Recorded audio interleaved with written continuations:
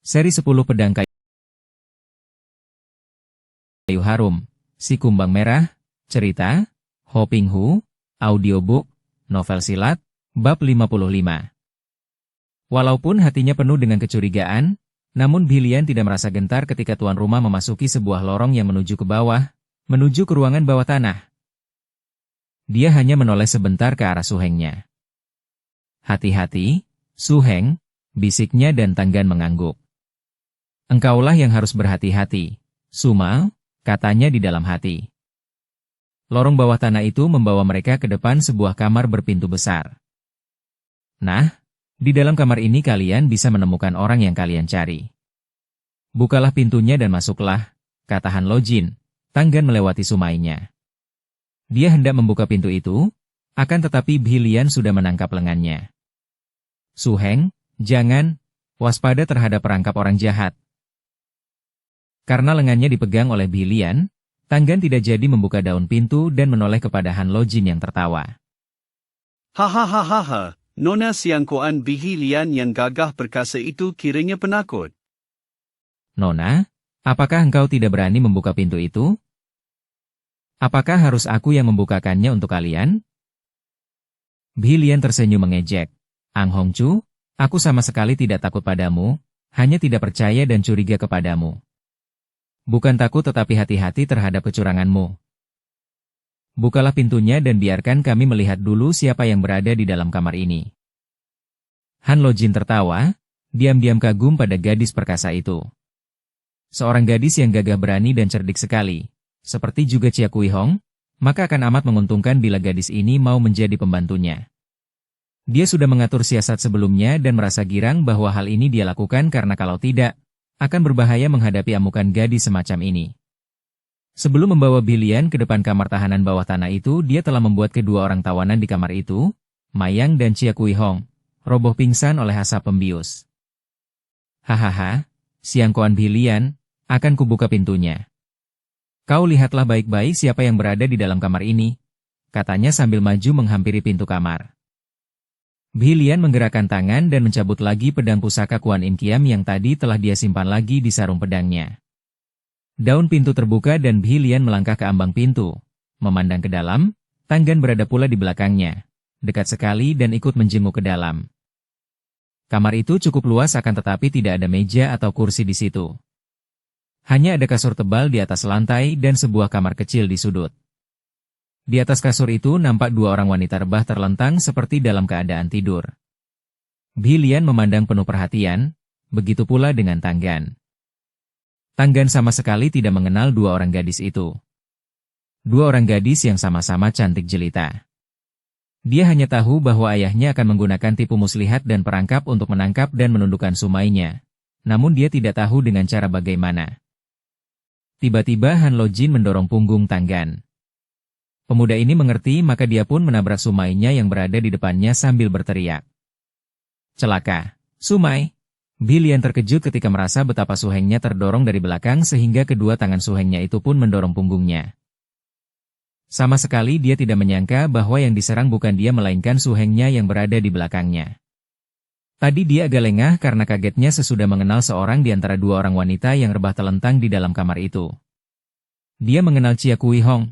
Pada saat dia terkejut itu, Tanggan yang berada di belakangnya terdorong ke depan dan pemuda itu pun mendorongnya. Baginya tidak ada jalan lain kecuali cepat mendoyongkan tubuh ke kiri sambil meloncat ke dalam kamar, kemudian membalik. Dia melihat Suhengnya terdorong ke depan dan terhuyung, dan yang mendorong Suhengnya itu bukan lain adalah Ang Hongchu. "Keparat!" serunya, akan tetapi terlambat. Ketika tadi dia meloncat, daun pintu kamar itu segera ditutup dari luar oleh Han Lojin. Dia melompat ke pintu untuk mencegah, namun pintu itu terbuat dari besi dan sudah tertutup. Dicobanya untuk mendorong daun pintu, namun sia-sia belaka. "Suma, mari kita buka pintu itu." Tanggan juga melompat, kemudian membantu sumainya. Keduanya mengerahkan tenaga sinkang, namun pintu itu terlampau kuat. "Hahaha," Han Lojin tertawa bergelak dari luar pintu. Suaranya masuk melalui lubang kecil yang biasanya digunakan penjaga untuk memasukkan makanan dan minuman untuk tawanan yang berada di dalam kamar itu. Tan Hokseng dan Siangkoan Bilian, Sekarang kalian tinggal pilih. Menyerah dan suka menjadi pembantu kami, bersama-sama bekerja di dalam Ho Han Pang untuk menguasai dunia Kang Ou, ataukah kalian akan kami bunuh perlahan-lahan sebagai tawanan kami? Mendengar ini, Tanggan mengerti bahwa dia sengaja dipergunakan oleh ayahnya untuk menjebak Sumaunya. Dengan begini maka Sumaunya takkan menyangka buruk terhadap dirinya, karena bukankah dia sendiri pun ikut pula terjebak dan tertawan? Bengcu, kami tidak mempunyai permusuhan denganmu. Bukankah dahulu Bengcu telah menolongku? Mengapa kami ditawan? Apabila kami tidak disuruh melakukan kejahatan, tentu saja kami mau membantumu dan... Su Heng, Bilian membentak Su Hengnya yang langsung terdiam. Kemudian gadis itu menghadapi lubang di pintu dan suaranya lantang ketika ia menjawab. Ang Hongchu, biarpun gerombolanmu memakai nama Ho Han Pang, perkumpulan orang gagah, siapa mau percaya? Aku tidak sudi membantumu dan tentang ancamanmu tadi, aku tidak takut mati. Kalau engkau gagah dan bukan seorang pengecut yang curang, mari kita bertanding 1 lawan 1 sampai seorang di antara kita mampus di ujung pedang. Akan tetapi Han Lo Jin hanya menjawab dengan suara ketawanya yang riang. Agaknya dia gembira sekali melihat betapa dengan mudahnya dia telah berhasil menjebak gadis yang berbahaya itu. Gembira dia membayangkan betapa gadis yang keras dan liar itu akhirnya akan menjadi lunak dan tunduk kepadanya, menyerahkan segalanya dengan sukarela. Dia merasa mudah kembali membayangkan betapa dalam waktu dekat ini 2 orang gadis pendekar yang berilmu tinggi akan berada di dalam pelukannya. Siang Koan Bilian dan Chia Kui Hong.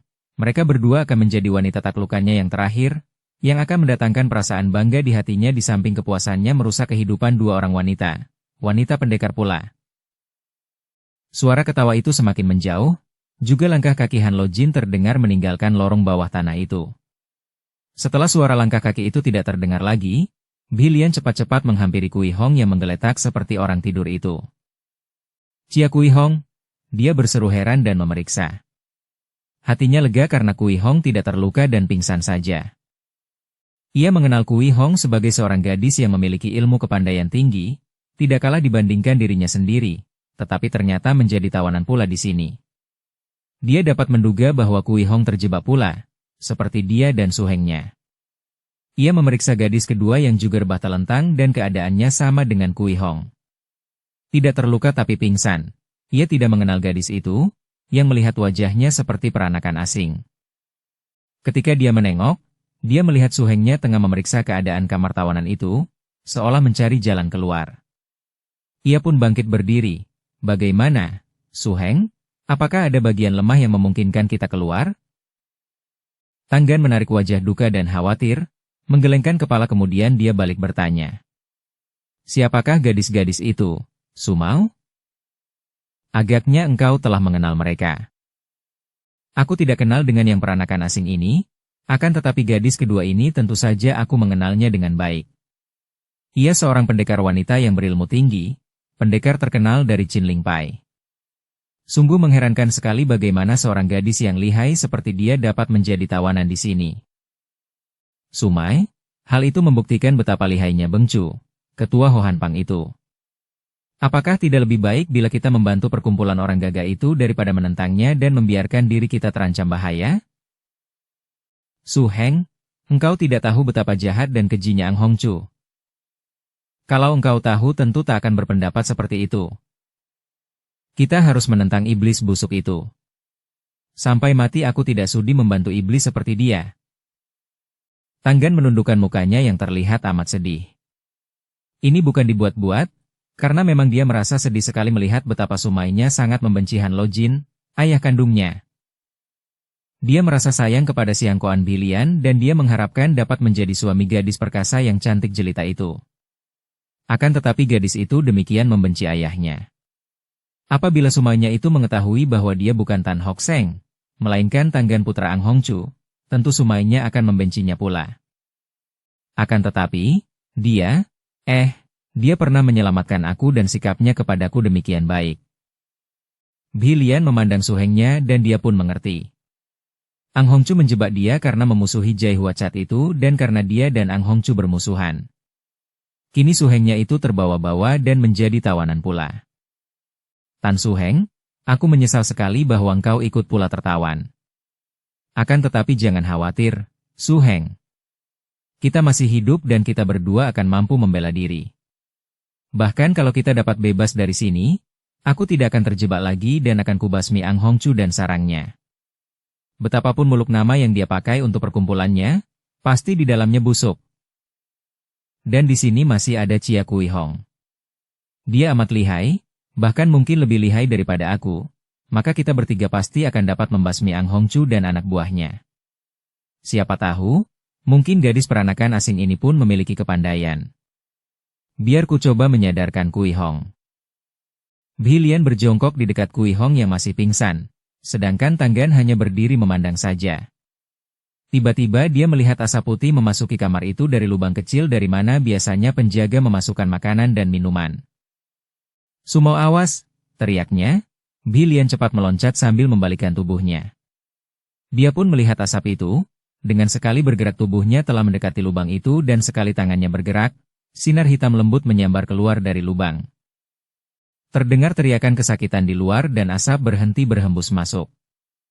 Mudah diduga bahwa jarum-jarum halus yang dilepaskan oleh Bhilian tadi sudah mengenai sasaran dan orang yang melepas asap itu tentu menjadi korban jarum beracun. Ilmu ini dipelajarinya dari kedua orang gurunya yang pertama, yaitu Pak Kui Ong dan Tung He Kui. Tanggan terbatuk-batuk, dia sudah terkena pengaruh asap putih tadi. Asap tadi tersedot olehnya sehingga membuatnya batuk-batuk dan pusing. Akan tetapi Bhilian bersikap lebih berhati-hati. Pada saat menyerang tadi dia menahan napas sehingga asap itu tak sampai tersedot dan kini dia meloncat ke belakang menjauhi lubang. Akan tetapi terdengar suara mendesis dan dia terkejut sekali ketika memandang ke kanan kiri dan atas. Asap putih sudah menyerbu kamar itu dari mana-mana, dari lubang-lubang tersembunyi, bahkan dari atas.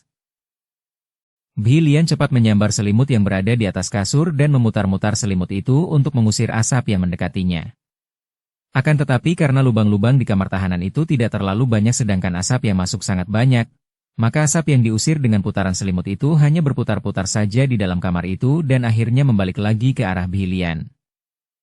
Gadis itu menahan napas dan terus melawan sekuat tenaga. Dia melihat betapa Su Hengnya telah terhuyung kemudian terkulai pingsan. Dia masih terus melawan hingga akhirnya dia pun harus bernapas dan tersedotlah asap ke dalam paru-parunya. Dia mencium bau yang keras dan wangi, yang membuatnya terbatuk-batuk, lantas tubuhnya terkulai lemas dan dia pun pingsan. Kalau saja Hai Hai langsung berkunjung ke Ho Han Pang, tentu dia akan dapat bertemu dengan Siang Koan Bhilian. Akan tetapi Hai Hai tidak mau langsung berkunjung. Mayang sudah ditawan orang-orang Ho Han Pang. Kalau dia datang berkunjung, sama saja artinya dengan menyerahkan diri karena mereka pasti mempergunakan Mayang sebagai sandera untuk membuat dia tidak berdaya dan dia tahu bahwa kalau mereka mengancam Mayang, tentu dia tidak berani menggunakan kekerasan. Tidak, dia maklum bahwa dia berhadapan dengan pihak lawan yang licik dan curang. Dia tidak boleh datang berkunjung begitu saja. Dia harus lebih dulu melakukan penyelidikan dan kalau mungkin, lebih dulu membebaskan Mayang sebelum bertindak lebih lanjut. Dia masih menduga-duga mengapa perkumpulan yang namanya begitu gagah, Ho Han Pang, perkumpulan orang-orang gagah, sudah memusuhinya bahkan menawan Mayang. Dan cara yang mereka pergunakan itu jauh dari pantas untuk dilakukan oleh para Ho Han, patriot gagah. Dukung channel Novel Silat dengan subscribe, follow, like, komen dan share. Setelah menggunakan kepandaiannya yang tinggi, menyusup mengelilingi dinding tembok yang mengepung perkampungan yang menjadi sarang Ho Han Pang, Hai Hai mendapat kenyataan bahwa penjagaan dilakukan secara ketat sekali oleh para anak buah Ho Han Pang yang rata-rata nampak muda dan gagah itu. Apalagi di dua buah pintu gerbangnya, di situ dijaga oleh lebih dari 20 orang. Dan pada sepanjang dinding yang tingginya sekitar 2 meter itu selalu terdapat peronda sehingga akan sulitlah bagi orang luar untuk memasuki tempat itu tanpa diketahui para peronda dan penjaga. Dengan ginkangnya yang amat tinggi, tentu tidak sulit bagi Hai Hai untuk meloncat dan menyelinap masuk ke balik dinding tembok.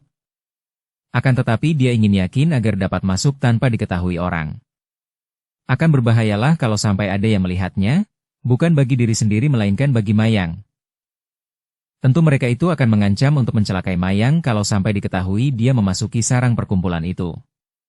Padahal dia ingin masuk tanpa diketahui, agar mendapat kesempatan untuk membebaskan Mayang terlebih dahulu sebelum bentrok secara terbuka dengan mereka. Dia pun tidak tahu mengapa Ho Han Pang memusuhinya. Hai lantas teringat akan nasihat kakek yang dijumpainya bersama Mayang di dusun sebelah luar kota raja. Kakek itu menasihati bahwa perjalanan tidak aman, bukan karena gangguan perampok melainkan karena adanya orang-orang gagah dari Ho Han Pang yang suka merayu dan menggoda gadis-gadis cantik untuk dijadikan istri mereka. Dia makin tertarik dan ingin sekali mengetahui, perkumpulan apa gerangan yang bernama Ho Han Pang itu. Kalau dilihat dari namanya, sepatutnya sebuah perkumpulan yang baik, bukan perkumpulan orang jahat. Tetapi mengapa kini memusuhinya dan mempergunakan siasat busuk untuk menawan Mayang? Baik adalah suatu keadaan batin, suatu mutu batin yang wajar, tidak dibuat-buat, seperti keadaan pohon mawar yang mengeluarkan bunga mawar yang indah dan harum tanpa disengaja. Perbuatan yang nampaknya baik belum tentu baik mutunya, karena perbuatan itu dapat saja palsu. Kelihatannya saja baik akan tetapi itu hanya merupakan cara untuk mendapatkan sesuatu. Yang berpamrih selalu palsu. Batin yang bersih dari cengkeraman nafsu berdaya rendah akan membuahkan perbuatan yang baik, wajar, bahkan pelakunya sendiri tak menganggapnya sebagai perbuatan baik. Karena itu kebaikan tidak mungkin dapat dilatih atau dipelajari.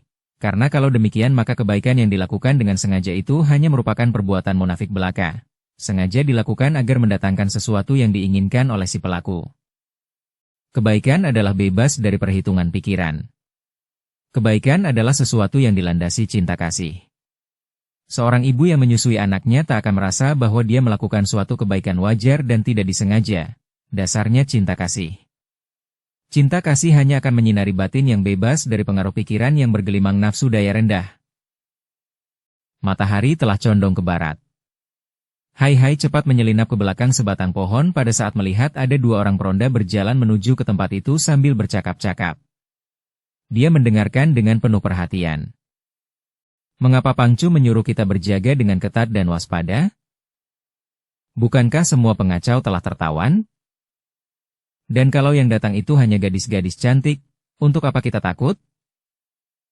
Wah, engkau tidak tahu. 3 orang gadis cantik itu memiliki ilmu kepandaian yang amat tinggi sehingga 10 orang dari kita belum tentu akan mampu mengalahkan mereka. Kalau begitu, tentu Pangcu akan berpesta pora karena kemenangannya. Apakah ketiga-tiganya akan dimiliki dan dinikmati oleh Pangcu sendiri? Hus, jangan mencari penyakit, bisik kawannya.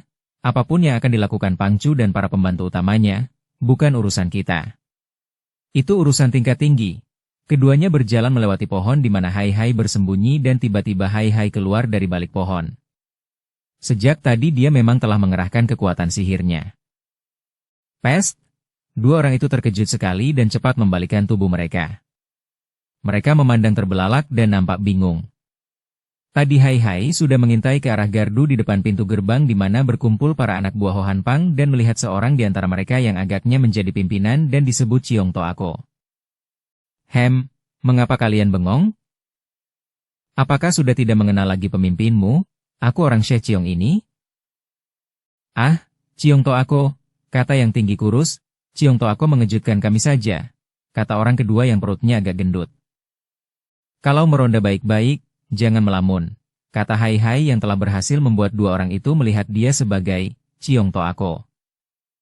Kalian tahu bukan, bahwa Pangcu kita sudah menawan 3 orang gadis yang sangat lihai?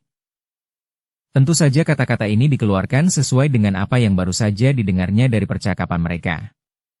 2 orang itu mengangguk-angguk. Kalian tahu di mana 3 orang tawanan kita itu dikurung, bukan? Tahu, Toako. Di kamar tahanan bawah tanah. Bagus, akan tetapi tutup mulutmu dan jangan ceritakan hal ini kepada siapapun juga. Hati-hati kalau terdengar pihak musuh, kata Hai, tidak mungkin, Toako. Lagi pula lorong bawah tanah itu selain rahasia juga dijaga ketat oleh para pembantu utama Pangcu. Siapa yang akan mampu masuk ke sana? Bagaimanapun juga kalian yang berjaga di luar harus hati-hati. Tahukah kalian di mana sekarang Pangcu berada? Tadi kami melihat Pangcu pergi menuju ke puncak bukit kecil itu. Mungkin pergi ke taman kesayangannya. Jawab seorang dari mereka sambil menunjuk ke arah sebuah bukit kecil yang menjulang di tengah perkampungan itu. Bukan bukit, hanya merupakan bagian yang lebih tinggi saja, dan di bawah gundukan itulah tahanan bawah tanah itu dibuat. Sudahlah, Sekarang lanjutkan perondaanmu, katanya dan diam-diam dia mengerahkan kekuatan sihirnya untuk membuat mereka berdua itu melupakan pertemuan ini. Setelah mereka pergi dia pun segera melompati pagar dinding itu dan memasuki daerah perkampungan Hohanpang. Dia merasa lega bahwa dia sudah memperoleh keterangan yang amat diharapkan, yaitu tempat di mana Mayang ditahan. Dia merasa yakin bahwa di antara 3 orang wanita tawanan mereka ini terdapat adiknya. Dan dia tahu pula di mana adanya sang ketua yang menawan Mayang dan mengundangnya. Bukan hal yang mudah untuk mencoba menolong Mayang. Mayang ditahan dalam tempat tahanan di bawah tanah dan dijaga ketat oleh para pembantu utama Hohanpang. Sebaliknya sang ketua berada di gundukan tanah seperti bukit kecil itu, mungkin sedang berada di taman kesayangannya di sana. Mungkin seorang diri adalah lebih mudah untuk menemui ketua itu, kalau perlu menangkapnya dan memaksanya membebaskan Mayang, daripada harus menghadapi semua anak buah Hohanpang dan dikeroyok banyak orang sebelum sempat membebaskan Mayang. Dengan kecepatan gerakannya yang ringan, Hai menyusup-nyusup di antara pohon-pohon dan rumah-rumah perkampungan Hohanpang. 2 kali dia kepergok orang, akan tetapi dengan cepat dia menggunakan ilmu sihirnya sehingga 2 kali pula dia dapat lolos dari perhatian orang-orang itu yang percaya bahwa yang mereka lihat itu hanya bayangan saja. Akhirnya dengan jantung berdebar tegang Hai berlari naik mendaki gundukan tanah seperti bukit kecil yang berada di tengah perkampungan itu. Sebuah bukit kecil yang pada puncaknya dijadikan sebuah taman bunga yang indah oleh ketua Hohanpang. Sementara itu, siang tadi di kota raja terjadi hal lain yang menarik hati. Seorang pemuda berusia 23 tahun yang berpakaian sederhana bagai seorang pelajar, berwajah tampan dengan muka bulat putih dan alis tebal, mata agak sipit, dengan langkah tenang memasuki rumah penginapan Pak Haikoan. Pemuda ini menggendong sebuah buntalan kuning dan gerak-geriknya halus dan tenang. Tidak terlihat tanda bahwa dia seorang pemuda luar biasa, kecuali bahwa sepasang mata yang agak sipit itu mengandung sinar cemerlang dan kadang-kadang tajam bukan main. Pemuda ini bertubuh sedang namun tegap dan dia adalah Pek Han Siong, pemuda yang di waktu kecilnya disebut Sintong, anak ajaib, dan dikejar-kejar oleh para pendeta lama untuk dijadikan Dalai Lama. Seperti kita ketahui, dengan bantuan Hai akhirnya Han Siong mampu membebaskan diri dari pengejaran para pendeta lama, bahkan telah bertemu dengan wakil Dalai Lama yang menyatakan bahwa para pendeta tidak lagi menganggap Han Siong sebagai calon Dalai Lama. Malah Han Siong sempat pula ikut menjodohkan Hai dengan Mayang. Akan tetapi kemudian dia merasa menyesal bukan main sebab perjodohan itu hampir saja menyeret keduanya ke dalam lembah kenistaan, karena ternyata bahwa Mayang adalah adik tiri saya berlainan ibu dengan Hai. 2 muda-mudi itu adalah anak-anak dari Ang Hongchu. Menghadapi peristiwa yang menyedihkan ini, Han Siong merasa semakin marah kepada si kumbang merah yang dianggapnya menjadi penyebab utama dari kesengsaraan batin yang diderita Hai, sahabat baiknya yang telah dianggapnya sebagai saudara sendiri, dan juga Mayang, gadis yang tidak berdosa itu. Dia kemudian berpamit dari Hai yang sedang dilanda duka itu. Dengan hati penuh semangat dia pergi untuk mencari Ang Hongchu dan membinasakannya, menghukumnya atas dosa yang sudah diperbuatnya terhadap adik kandungnya, Pek Eng, juga terhadap para gadis lain yang menjadi korbannya. Termasuk pula untuk dosanya terhadap Hai dan Mayang. Sesudah meninggalkan Hai yang juga sedang bersiap untuk pergi bersama Mayang yang mencari Ang Hongchu, Han Siong lalu pergi mengunjungi Suhu serta Subonya, yaitu suami istri Siang Koan Cikang dan Toan Hui Chu yang kini tinggal di puncak Kim Kekok, Lembah Ayam Emas, Pegunungan Heng Tuan San sebelah timur. Dia mencoba mengatakan kepada dirinya sendiri bahwa dia berkunjung untuk memberi hormat kepada Suhu dan Subonya, akan tetapi jauh di lubuk hatinya terpendam pamrih utama dari keinginannya berkunjung itu. Pamrih itu ialah untuk dapat melihat dan bertemu dengan Siang Koan Bhilian yang sudah amat dirindukannya. Dia tak pernah dapat melupakan gadis itu. Gadis yang menjadi bekas tunangannya, yang kemudian menjadi pujaan hatinya. Meskipun gadis itu menolak tali perjodohan itu dengan alasan bahwa dia tidak mempunyai perasaan cinta asmara kepada Han Siong, melainkan hanya perasaan suka sebagai saudara seperguruan, akan tetapi dia tidak pernah dapat melupakannya dan tidak pernah berhenti mencintainya. Akan tetapi ketika dia tiba di puncak lembah Kim Kekok, yang menyambutnya hanyalah Siang Koan Cikang dan Toan Hui Chu. Suhu dan Subonya menyambutnya dengan penuh kegembiraan dan kasih sayang. Mereka menghujaninya dengan berbagai pertanyaan dan mereka merasa ikut bangga dan gembira ketika mendengar akan pengalaman Han Siong di Tibet. Gembira bahwa murid mereka kini sudah terbebas dari pengejaran para pendeta lama di Tibet. Sungguh pun pada lahirnya Han Siong juga memperlihatkan kegembiraannya. namun dia merasa kecewa bukan main karena tidak melihat adanya Bhilian. Akan tetapi dia merasa sungkan untuk bertanya kepada Suhu dan Subonya.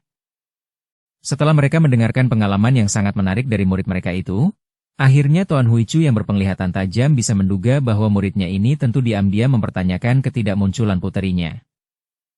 Han Xiong, engkau tentu merasa heran mengapa Bhilian tidak berada di sini. Berdebar rasa jantung di dada Han Xiong. Benar, Subo. Di mana Sumai? Kenapa Tak Chu sejak tadi tidak melihatnya? Baru beberapa hari yang lalu Sumamu berangkat turun gunung, Han Xiong. Dia pergi bersama Sutemu. Sute? Siapakah yang Subo maksudkan? Tanya Han Xiong terheran. Belum lama ini kami menerima seorang murid baru, namanya Tan Hock Seng. Sebelum menjadi murid kami, dia sudah memiliki ilmu kepandaian yang cukup lumayan. Tuan Huichu lantas menceritakan tentang Tan Hock Seng yang menjadi murid mereka dan menjadi Su Heng, baru Bhilian. Dan sekarang mereka berdua pergi? Kemanakah kalau Tak Chu boleh bertanya? Mereka pergi ke kota raja untuk mencari orang jahat yang melempar fitnah kepada Tan Hock Seng hingga dia dipecat dari kedudukannya sebagai perwira istana, bahkan dijatuhi hukuman. Karena merasa kasihan kepada Su Hengnya itu, Bhilian hendak membantunya dan kini mereka berada di kota raja untuk mencari musuh yang bernama Tang Bunan itu. Tang? Han Xiong terkejut mendengar disebutnya Syekh ini. Syekh yang dihafalnya benar karena itu adalah Syekh dari Hai Hai dan juga Syekh dari Ang Hongchu. Ya, Tang Bunan, apakah engkau mengenal nama itu, Han Xiong? Tanya Siang Kuan Cikang yang sejak tadi membiarkan istrinya yang bicara. Han Xiong menggelengkan kepalanya. Tecu belum pernah mendengar nama itu, akan tetapi Syekh Tang itu yang amat menarik perhatian Tecu karena Ang Hongchu yang sedang Tecu cari-cari juga Syekh Tang. Suami istri itu mengangguk-angguk. Demikian pula dengan Bhilian. Dia tertarik karena Syekh Tang itulah. Han Xiong mengerutkan alisnya. Tecu merasa khawatir, Suhu. Siapa tahu Sumai akan berhadapan dengan Ang Hongchu yang amat lihai dan jahat itu. Apabila Suhu dan Subo menyetujui, Tecu akan menyusul mereka ke kota raja, hanya untuk melihat kalau Sumau menghadapi bahaya dan memerlukan bantuan Tecu. Suami istri itu saling bertukar pandang, kemudian Siang Kuan Cikang berkata, "Memang sebaiknya begitulah, Han Xiong. Kami berdua juga akan merasa lebih tenang jika engkau suka membantu Sumaumu." Han Xiong lantas berpamit dan dia pun menuruni Gunung Heng Tuanshan untuk menyusul Sumainya ke kota raja. Dia tidak tahu betapa Suhu dan Subonya mengikuti bayangannya dengan pandang mata penuh keharuan dan betapa Subonya berkata kepada Suhunya. Murid kita itu jelas masih mencinta Bhilian. Suhunya menghela napas panjang. Engkau benar, kasihan dia, memang kasihan, akan tetapi kalau Bhilian tidak suka menjadi istrinya, bagaimana kita dapat memaksanya? Dan nampaknya anak kita itu akrab dengan Hock Seng. Jodoh berada di tangan Tuhan. Biarlah Tuhan yang menentukan siapa yang akan menjadi jodoh anak kita. Kita hanya dapat berdoa semoga Bhilian tidak akan salah pilih. Demikianlah, tanpa mengenal lelah Han Xiong melakukan perjalanan, pergi ke kota raja untuk mencari Sumaunya. Dan pada siang hari itu dia sudah sampai di kota raja. Kota raja amat besar dan ramai. Sukar untuk mencari Sumainya yang tidak diketahuinya berada di mana. Jalan satu-satunya baginya adalah menyelidiki tentang perwira yang bernama Tang Bunan itu.